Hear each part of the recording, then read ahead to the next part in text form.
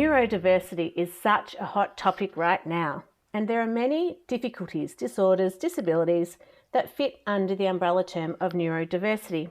There's dyslexia, autism, ADHD, dyscalculia, and dyspraxia, which is also known as developmental coordination disorder.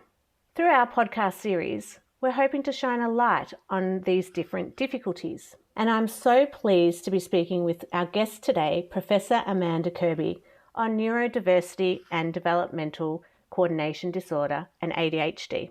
Amanda is a qualified GP and worked in adult psychiatry and stress management, but she changed her career when her second child was diagnosed with developmental coordination disorder at the age of 3.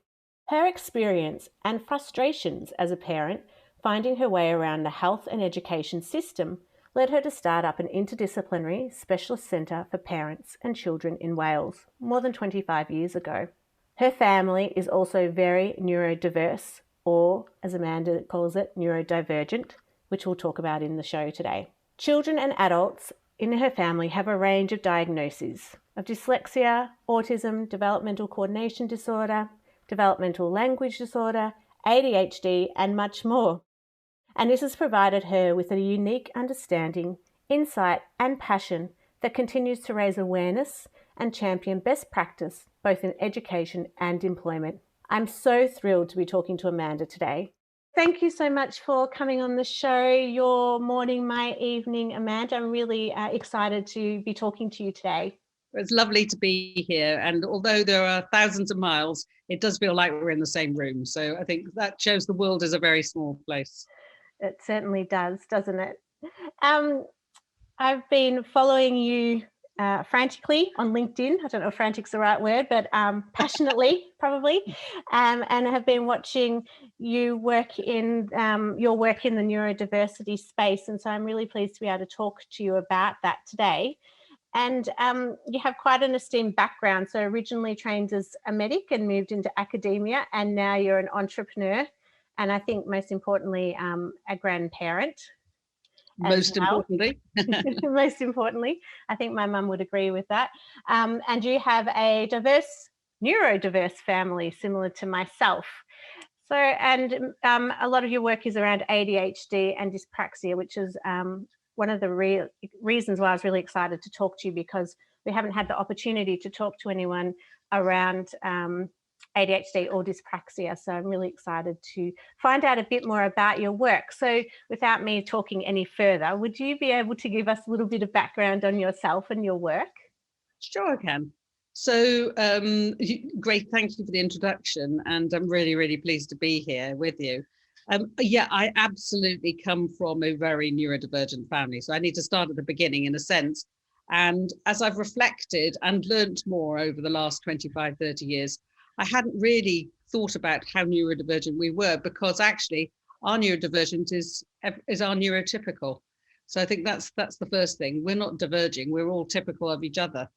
So, and we have children and adults over generations who have spiky profiles, who have diagnoses and labels, but actually 20, 30, 40, 50, 60 years ago, no labels, because people didn't recognize, just thought you were a bit of an oddball, or you were really quirky, or you're really brilliant at science, or really musical.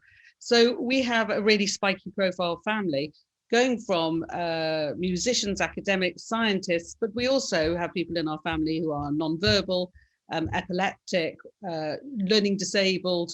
So we have the spikiness of spikiness. So if you want to do a genetic study, and actually I married a neurodivergent family as well. So, so not surprisingly, some of my children are neurodivergent, some of my grandchildren are neurodivergent as well.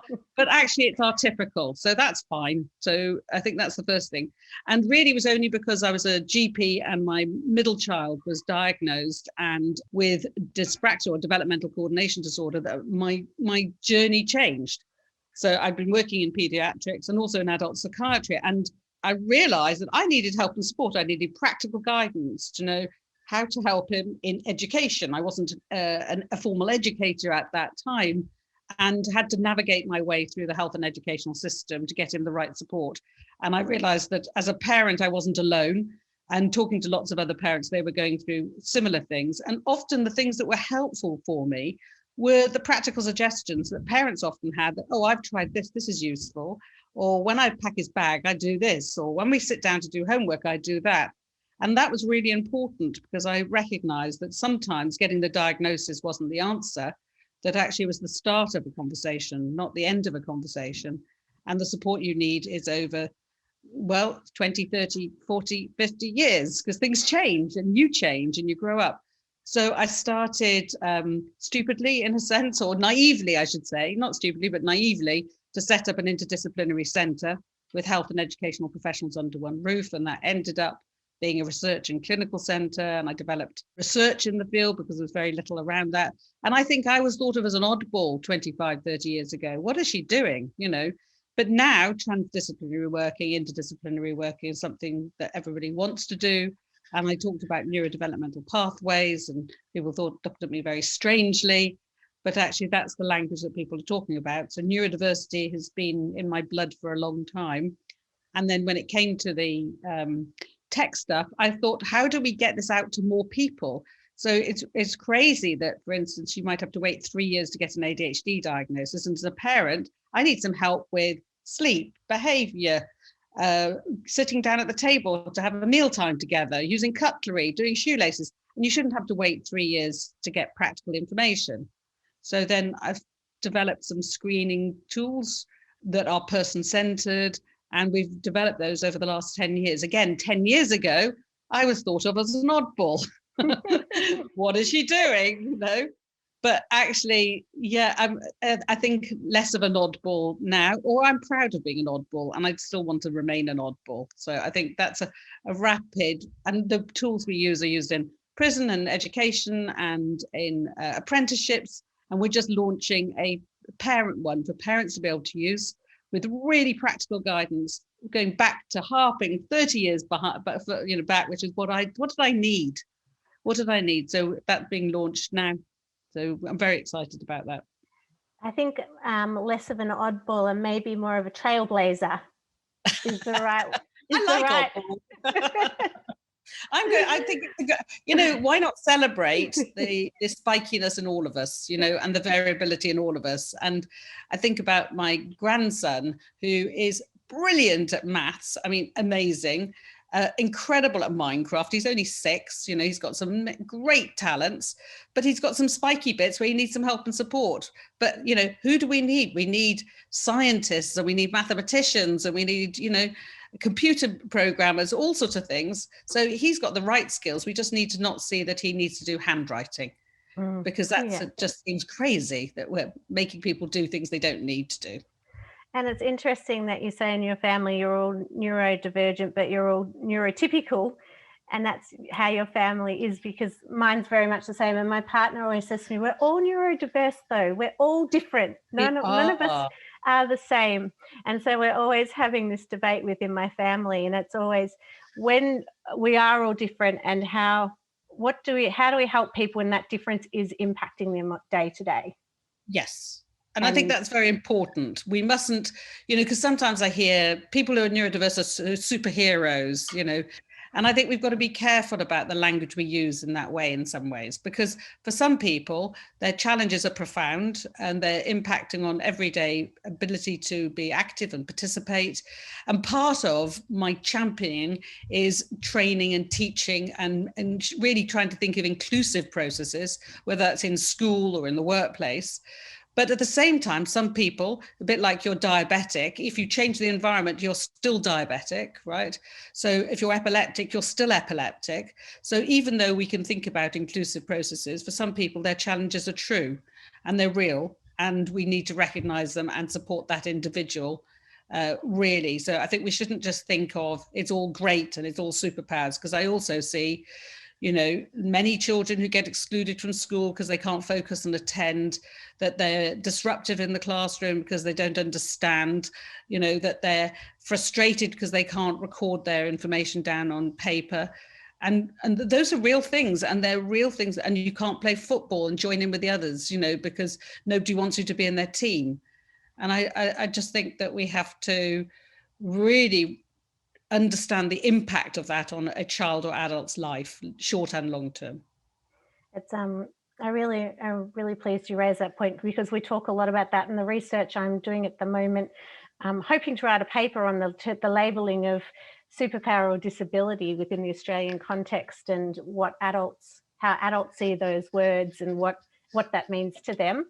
But I'm not going to sidetrack us on my research. There's a couple of questions. One, could you, for some of our listeners that might not have a good understanding of dyspraxia or developmental coordination disorder, is that we don't use that language as much in Australia. We're starting to transition to that, but also a little bit around ADHD and ADD and what you've seen and worked with. Okay. So developmental coordination disorder is the international term, which describes the core of it is motor difficulties that are present in and impact on that person's life in all aspects of their life, and impact on their ability to be active and participate. So I always use a dear colleague of mine, David Sugden, who's no longer alive, but was my mentor, always used to say, take a day in the life of you and what doesn't require coordination.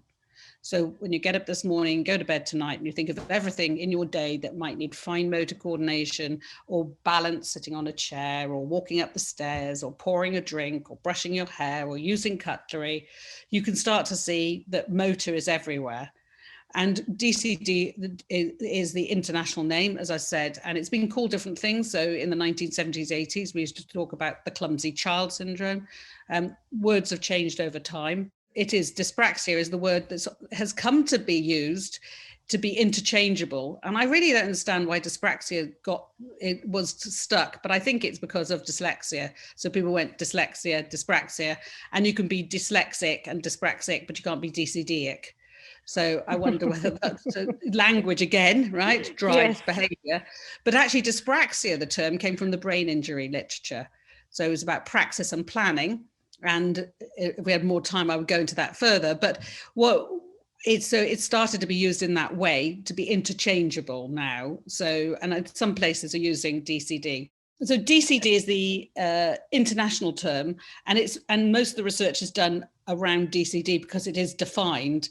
So if people are doing research, they've got a neat definition of what it is, how it's measured, whereas dyspraxia is ill-defined and variably defined. Right. Okay. Yeah. That's so it's lifelong. It's lifelong. It's common. 3 to 5% of children, 70% of adults. In the UK, we have about 1 million adults with DCD. So we know it's common. It's continuous. It co-occurs. So and it impacts on people's lives.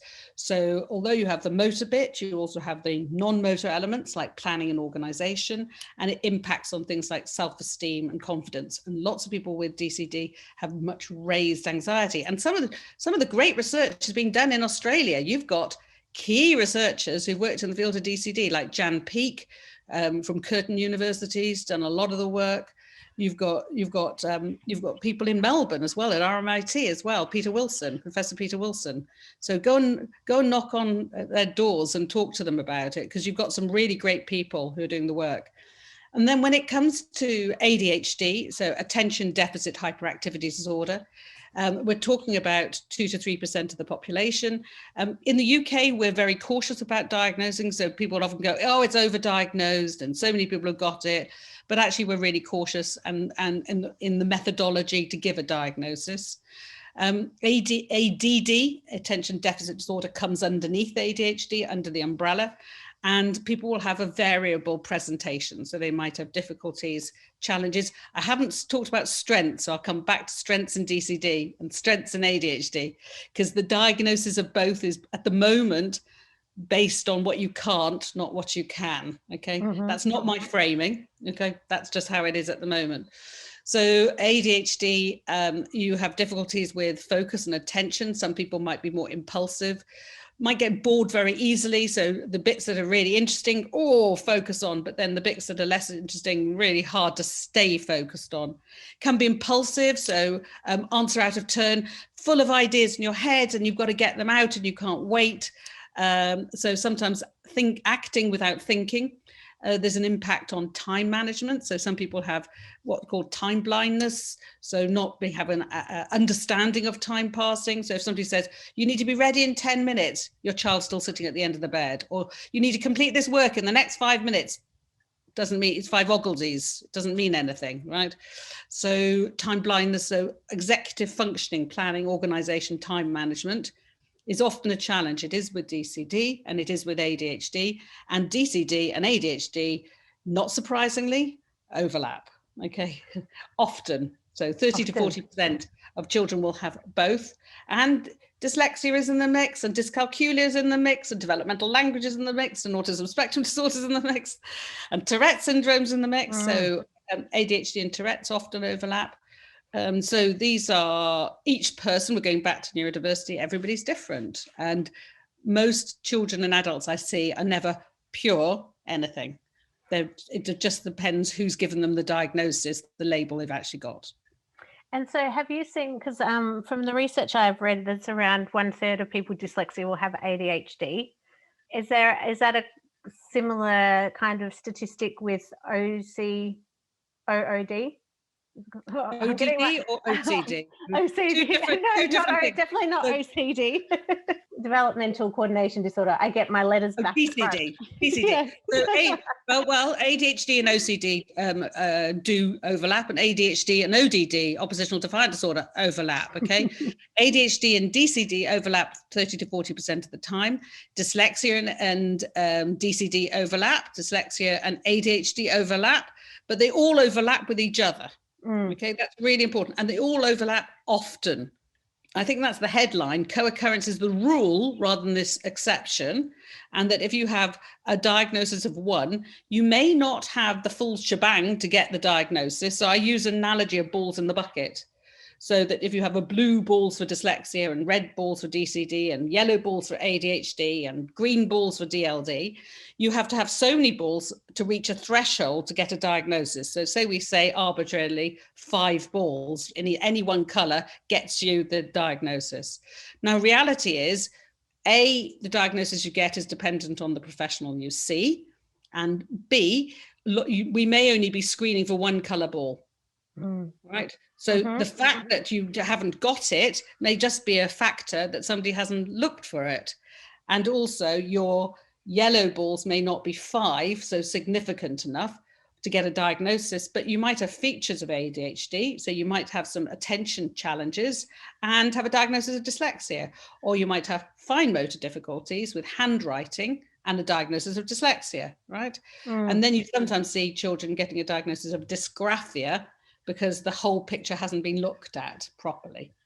So I was diagnosed with dysgraphia, and I've heard that that's not really a term used so much in the UK now. It's DCD. Now I had to write that down because, as you can see, I'm getting my acronyms all mixed up. Not surprised. So I've written it to make sure I get it right. But you don't really use that term anymore. So no, should we not? But I think it's inaccurate. I think that's the problem, because it's about, our terms need to mean something to target the support for the child or the adult.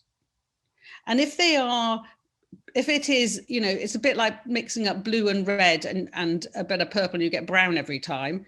You don't know what's in the mixture to get to the brown, right?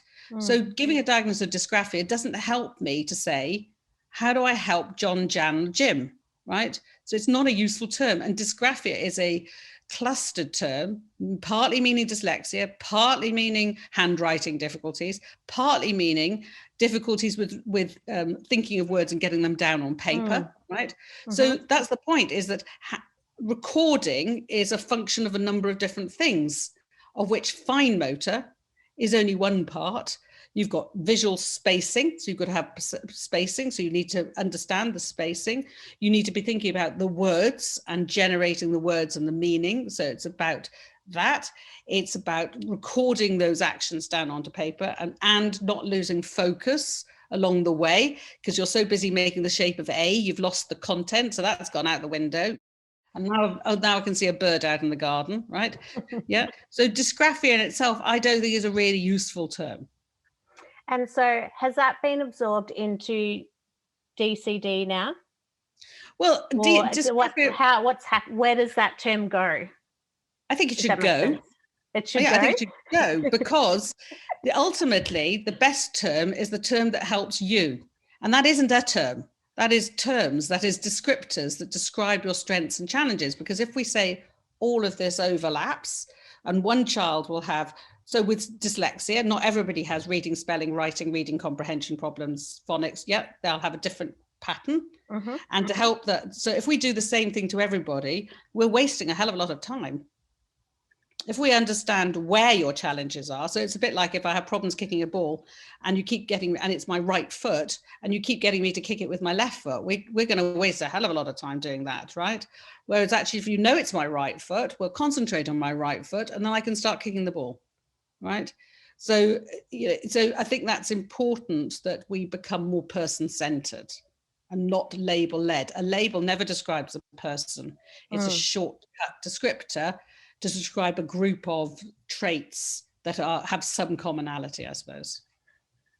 It'd be great to talk to you at another point around dysgraphia and where does if the term should go, where does it sit, or does it sit anymore? Well, it doesn't sit neatly because it sits across DCD, dyslexia, and DLD. And DLD used to be speech language impairment, speech language communication needs, speech language communication impairments, and then it got changed to DLD. So, we could have a whole hour on acronyms and how they change. And the DSM-5 and how that every time it changes, it creates a whole new challenge with labels and diagnoses and. Absolutely. Anyway, we won't digress today. My other question was, could you just, if possible, briefly describe the difference between neurodiversity and neurodivergence? Because at the moment we don't use neurodivergence as much in Australia. It's the neurodiversity movement, which encompasses everything you just spoke about, really. Absolutely. So I think the first thing is neurodiversity doesn't mean autism. That's the first thing, right? And sometimes it's used interchangeably to mean autism, and it doesn't. Neurodiversity, if you think about it, and obviously Judy Singer, coming from Australia, was the sociologist who started talking about it, but she was talking about it as a sociologist, okay? That neurodiversity is the diversity of everybody's cognition, right? The way we see, communicate, hear, understand, move, and the variability of all of us. We've got billions of brain cells, so why wouldn't we be variable? We've got shades of height, shades of hair color, shades of eye color, shades of everything. And why do we put people with some challenges into like 6 boxes? It's extraordinary, right? So neurodiversity means all of us. That's the first thing. It has been used as an umbrella term under which we've put some traits associated with specific conditions like dyslexia, DCD, ADHD, DLD, the ones we've been talking about. Now, neurodiversity, so when we're talking about neurodivergence, we're really talking about a normal distribution graph, right? If we think about height, you've got people who are of average height in the middle, and you've got some people who are shorter and some people are taller. And when we're talking about neurodivergence, we're talking about divergence from the normal distribution. As I said, I meant it. I come from a neurotypical family because in my family, the average is us, right? So I don't believe I've diverged from anything. I think I'm absolutely typical. So it does depend on the society you're in, whether you are deemed to diverge, right? And actually, we don't just diverge or not. This is we want a 4D sort of thing, because I might be really good at maths. So if I think about my grandchild, really good at maths, so he diverges, and he's like, he's year 2, but he's got year 6 maths, but his handwriting is pre-year 1, right? So that's a typical diverging one way and diverging the other way. Yeah. And in the middle, he sits in the middle with a lot of stuff, which is neurotypical of his class. Okay. So that's what we're talking about. Now, some people don't like the term diverging because it's got sort of connotations, or, and I think the important thing is every person needs to use the language that they feel comfortable with. But what we need to see is that neurodiversity does not mean equals autism. I think that we need to move that one along, really. Yeah, definitely. And I think that's I mean, it's been great, I think, in starting the conversation Yeah, around, particularly for the workplace, around yeah, diversity of difference. But yes, it definitely doesn't equal autism. And there's a lot of us sitting under that umbrella term at the moment. yeah, exactly. So we just need to question that. And neurodiversity also, neurodivergence also means people with cerebral palsy, it means people with stroke, it means people who are visually impaired, people who are hearing impaired, right? It does mean nobody says it's only these people. Who determines that? Because Mm, our cognitive differences are our cognitive differences. You don't say you can be in the club, but you can't. Because your brain differences are not in the club that we want you to be in, right? That yeah. doesn't work. Yeah. And I didn't really want to be in any club.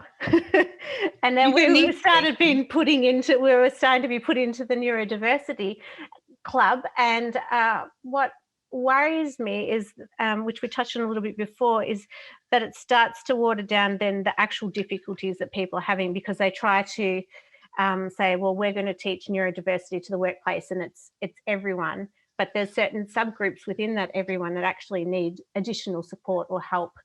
And that is my fear when I see some of the language coming through, and the conversation is that if we water it down, then people won't get the support that they really need. So I think that we have facts and information are really important. And where we're saying neurodiversity is everyone, we're also saying some people do diverge and are excluded. And we can say that, 80% of people who are disabled, disabled by their workplace, have non-visible, invisible, hidden impairments that challenge them on a day-to-day basis. And until we get to a point in the workplace where you don't have to disclose, because I think disclosing is revealing, it's sharing, it can cause shame, it can cause concern. I was talking to somebody over LinkedIn over the weekend brilliant woman who got into a job and was doing a job and disclosed and then was sacked 10 days later after that with no assistance. Yeah. Now, until we feel confident that when we say, I have ADHD traits, or I have dyslexia traits, or I have a diagnosis of dyslexia, however we want to frame it, and it feels safe to do so, it still stays on the table. And in the end, let's have an inclusive workplace that is equitable, not equal. I use those words carefully. That's equitable, which means everybody's needs are met, not according to label, but according to need and according to you as a person. I have a beautiful image of equitable that we use at my workplace, and it's a great representation of how we make it an even playing field for everybody. Yeah. So talking of the workplace, how can we encourage them to see people's strengths, whether it's ADHD or dyslexia or any neurodivergence? And what are some ways that we can start to shift the thinking, do you think, within the workplace to look at a strength-based approach rather than this deficit model that we're so used to? So I think the first thing is we know that businesses that think about neurodiversity do better. They have higher rates of productivity, they have higher retention rates, they have greater well-being of their workforce, and their customers see that they're valued. So there's a couple of things here. One is hiring for talent. Don't pity somebody to take them on for a job. Take them on because they are talented and they've got the skills to do so. But they might have support needs like anyone else, training needs, right? So all of us will have skills gaps. All of us will have training needs, and it's your responsibility as an employer to make sure that you support that person's so they can use their talents effectively. So hire for talent. See that we know that about, and you'll see greater productivity. The other thing is, anybody running a business, that the purple pound or the purple dollar is worth a lot, right? And actually, if you're turning away people because your systems, your processes are not accessible, you'll not only be losing talent that won't come into your workplace because they'll go somewhere else, they won't see that you're inviting, they won't apply for jobs where you could have somebody with new and great solutions. Also, your customers will be turning away too. And so that's got a value. So actually an inclusive, accessible process is effective for you to grow your customer base. If you're customer facing, it's useful for productivity, it's useful for well-being. And I do think that neurodiversity is about inclusion, equity, and well-being. And I think, now more than ever, during post this awful stage in our lives, well-being has to be at the fore. And if you take that, you will have a happier, more productive workforce as well. So looking at well-being, if we flip it, and how do we support people to see their strengths? Because a lot of us have gone through a lot of trauma, or we've been told we can't do things, or we're constantly behind the 8 ball. So how do we, without making it into a superpower, how can we show people that they do have strengths, even if they've come from a really challenging place? So I think there's a couple of things. One, we need to start earlier. So, and we've talked a lot about language in this conversation, but we have to reframe. We know now that people, and it's not a surprise, but we focus very much on what you can't do, not what you can do. And a strengths-based approach, really with younger children, is important to build self-esteem and to work on those and focus on those things that people are motivated, interested, and they've got more skills in. However challenging you are, you will be better at some things than others, right? So that's the first thing. So we need to seek out strengths in young people so we build resilience and they can see strengths in themselves. And that's a language we've got to use rather than a deficit disorder language. So that's the first thing. In adults, we've got to do the same in a way, which is, you may be thinking about all the things you can't do, but let's just talk about and find out the things that you can do. Now, we know that some people with dyslexia are entrepreneurial, but not all are, so we've got to be careful of going, everybody who's dyslexic is entrepreneurial. Everybody who's dyspraxic is empathic. We know that more people with DCD are empathic, have higher rates of empathy, but not everyone, right? So again, person-centered. And I worked, ran a clinical service for years. And one of the things I would always work on, what do you like? What are you interested in? What are you motivated in? And that was a route into seeing where there might be skills and strengths, because there was something that somebody was more interested in, right?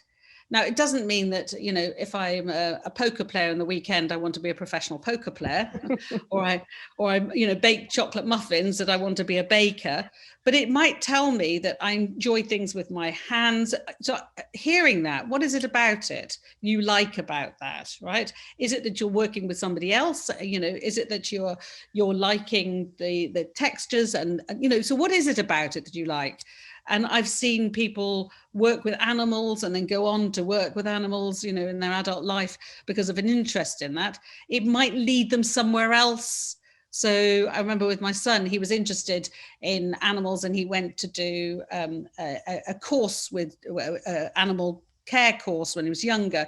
He doesn't work with animals now, but it was a route into finding where his strengths were. Yeah, I think it's, I'd like your point about starting young and trying to build that resilience. And I think we're now in an environment where we know so much more than compared to, say, when I was growing up. There's no excuse now for us not to be starting young and supporting children to become really healthy, fulfilled adults. Yeah, and that's about seeking strengths, and sometimes you have to try a few things. I've found sometimes people say, "Oh, we tried that, didn't work. We tried that, it didn't work." We just, so there's a bit of, "Oh, he doesn't like that." But sometimes I've realised that maybe that your child isn't developmentally ready to do something. And then 2 or 3 years later, you reintroduce yoga or judo or playing a ball game, and then it's brilliant. My son growing up, my husband loved skiing, and we used to go skiing on a regular basis. And my son at a younger age, oh my goodness, he hated it. He sat there and he sat on the floor and he wasn't going to move. And now, he's in his 30s. If we said go skiing, he'd be the first out the door. He loves it, right? Absolutely loves it. He's the most fanatical skier out of all of us. So it does say that sometimes it's an age and a stage, and it's like all of us, sometimes we have to try it again later on and see whether it's for us, So I think don't give up and go, well, we've done that. I think that's important. It's a long journey. It is a long journey. Try out things. And it doesn't go away, but it can improve. Yeah, they can. Yeah, it can improve. I think as an adult, sorry, I apologize. I think as an adult, the good thing is, hopefully the good thing is you can choose what you want to do. So in school, you have to do every subject. I was useless at history, could never, and there's those days you had to remember dates, right? I couldn't remember a date to save my life. 1066, that was about it. That was my only date I could ever remember. But so I don't have to do history now, you know, and some of the things that you have to do in school where you have to do everything. The beauty as an adult is you can choose, hopefully, and that's where good careers guidance and support, things you are better at, and avoid less or do less of the things that you find more challenging. So that things do improve, can improve. Yeah, I found it's a fine balance. I've ended up in most of my roles, everything's required writing, and that is my weak point. So, but it has improved. It has improved with time and learning new strategies. Speech to text software, you know, text to speech software, using things like immersive reader, grammar checkers, spell checkers. Technology is really helping, isn't it, for some things? Definitely. I would not be where I am today without technology. Even just finding my way around. I'm a terrible navigator, as my listeners know. I get lost all the time. So thank goodness for Google Maps. Absolutely. It's been so wonderful talking to you today, Amanda. Are there any key points that you'd like to leave our listeners, either if it's parents that have children with DCD or as we use in Australia at the moment, still dyspraxia or ADHD, or any adults that might have one of those two divergences? Yeah. So I think if you're a parent of a child, think about what's going to be important as your child grows up, and don't worry about don't worry about some stuff that's not going to be, right? So sometimes we worry about everything. And I think that if you're a parent or a child, things like helping with planning and organization is going to be useful for life. So, you know, even if you're a child, sorting your clothes into colors, you know, or putting them into socks and tops and you know, into items, we can start with organizational skills at a very young age. That will only benefit a child and an adult. So you're doing no harm, right? So colored stickers and using calendars and visual calendars, useful for all of us. So that is a commonality between DCD and ADHD. Help with planning and organization for both groups, because often they'll overlap anyway. I think fitness is really useful, because fatigue is something that often people complain of, and sleep disturbance is a commonality as well. So building exercise, opportunities for exercise that you take pleasure in, and finding the exercise that you take pleasure in is important if you're a child or a parent. And it gives you opportunities for improving your endorphins and helping you focus and helping you sleep. So I think be fit, eat healthily, and help with planning and organization. And don't worry if you can't use a pencil sharpener, doesn't matter. So don't worry about things. And if you can't tie shoelaces, there is Velcro and there are elastic shoelaces. So, you know, don't worry about some of that stuff. Worry about the things that are going to have the greatest impact, and friendships. And do you find that children with DCD fearful of doing physical activity because of their coordination problems? Are there any strategies for parents around how they could help build their confidence and self-esteem? Because exercise, as you said, is extremely important on a number of different levels. Yeah. So some of the research that came from Australia in 3 to 4 year olds, showing that even at that sort of age, they would have increased levels of anxiety compared to children who didn't have DCD. So, and we think that is because of fear of climbing on a climbing frame, you know, not being able to catch and throw a ball. So what we know is little and often makes a difference. So it's got to be fun. So that's really important. Okay.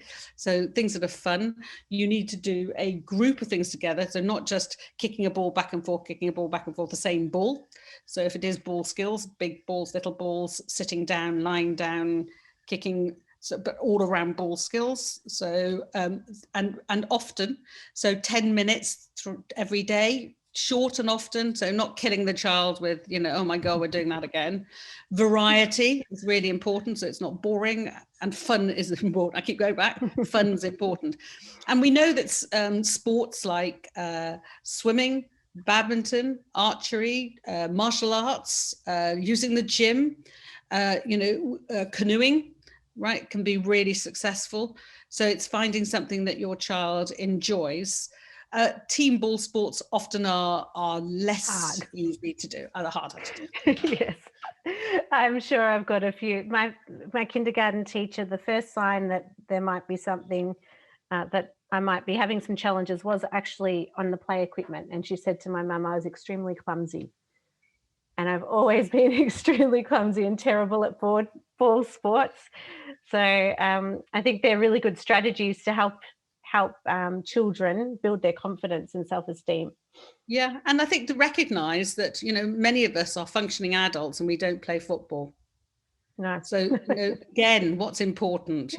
Swimming's important because swimming is a survival skill as well, So, but I do think that we don't need to get so worried about your child's playing football or not playing football. Getting fit and keeping fit, yeah, absolutely, really important. But we get a bit obsessed because that's the neurotypical sport, and it doesn't mean it's the right sport for you. And most adults don't play team games. So it's an interesting one, isn't it, really? Yeah. Why we drive that and we have that as a sort of champion of champions when actually most of us don't do it as adults. No, and because it's enforced in schools, especially where I went. We had to play a sport and it was normally a team sport. Yeah. And I was normally benched until the last 5 minutes where they could work out whether we were going to win or lose. And then I was allowed on the court. So that doesn't give you much exercise, does it? So no. You could be swimming for that hour, couldn't you? And be doing more exercise. I know it's but it is about group activities, because when education often is about how do we do things as a group, because we've got one teacher and 30 children. So we have to do things that divide them into two parts so we can manage it. So it's about management, it's not about the child, it's about managing groups of individuals. Yeah, which is in some ways is good, because as you grow into becoming an adult, a lot of workplaces you need to be able to work with as a team. But it takes away that looking at the individual child, doesn't it? And what are their strengths and how can you play to those? Yeah. And actually, even in a team when you're playing football, you might not need to be the participant. You could be the referee, So, in a team, we want different people with different strengths. It doesn't mean we all have to run around. Yeah. Yeah. I think that's a great message to finish on tonight. It's been wonderful talking to you. I've learned so much, and I'm perplexed with what I'm going to do with all our information on dysgraphia, but it's really good to have a conversation around it and to learn from you. So thank you so much for your time. I really, really appreciate it. Please stay well in Wales. Thank you. I will, and you as well in Melbourne. Thank you. I look forward to following more of your work on LinkedIn and sharing it with our community. So thank you again, Amanda, for your time. Thank you very much. To find out more about Amanda and all her work, head to deardyslexic.com. Did you know we now have a new live Q&A series called Question Dys, DYS, created during COVID to help our community feel more connected. Each month, I interview a fellow dyslexic about all things dyslexia and life. The Question Dys series is running through Facebook Live. I really hope you can come along and join us for one of these sessions. If you haven't already done so yet, make sure you sign up to our mailing list so you can keep up to date with everything we do at the Foundation. Head to deardyslexic.com. And don't forget, if there is anything you have heard today that was distressing, please call Beyond Blue on 1300 22 46 36 or Lifeline on 13 11 14. If there is a topic you would like discussed on the show, please email us admin@deardyslexic.com. Thanks for joining us. Bye for now.